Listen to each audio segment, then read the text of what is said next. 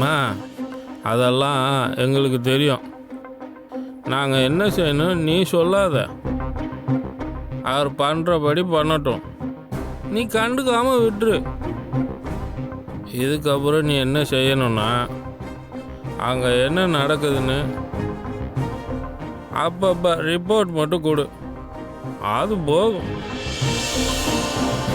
நாங்கள் ஒன்றும் இல்லாமல் போகிறோம்மா, இல்லை பொண்ணும் மாப்பிள்ளையும் ஒன்றும் இல்லாமல் போகிறாங்களான்னு நீ பாப்ப. இப்போ வெயி. இவனுங்க கிட்ட பேசி வேஸ்ட்.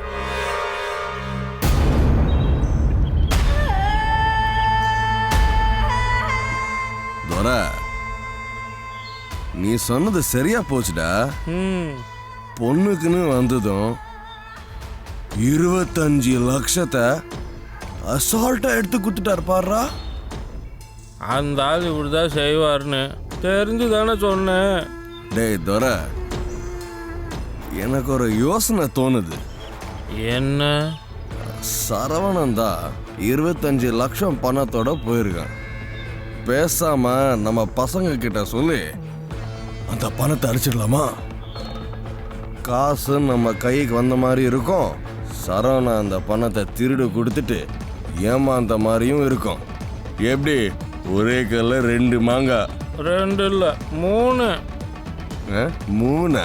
ஆமாண்டா, நீ தான்டா அந்த 3வது மாங்காய். மடையா நீலாம் எப்படா என் கூட வந்து பிறந்த? ஏண்டா 25 லட்சம்லாம் ஒரு காசாடா? அதில் அந்த சரவணை ஏமாந்தா என்ன, ஏமாறலன்னா என்னடா? அப்படியே அந்த காசை கொண்டு போய் அவன் கொடுத்தாலும் நாம் செட் பண்ணி வச்சுருக்க ஆளுகிட்ட தாண்டா போகுது. எப்படி பார்த்தாலும் நம்ம கைக்கு தாண்டா நம்ம காசு வரப்போகுது. அந்த ரெசார்ட் அவன் கைக்கு கிடைக்க போகுதுன்னு பெரிய முதலாளி ஆக போகிறோன்னு அவனும் ஈஸ்வரியும் கனவு கண்டு அப்படியே கற்பனையில் மிதக்குறாங்க. அப்புறம் அது இல்லைன்னு ஆனாதான் அவங்களுக்கு உரைக்கும். படிக்கட்டுலேருந்து தள்ளி விடுறதை விட மொட்டை மாடி வரைக்கும் அப்படியே ஏற விட்டு தள்ளி விட்டாதான் அடியும் வலியும் பலமாக இருக்கும்.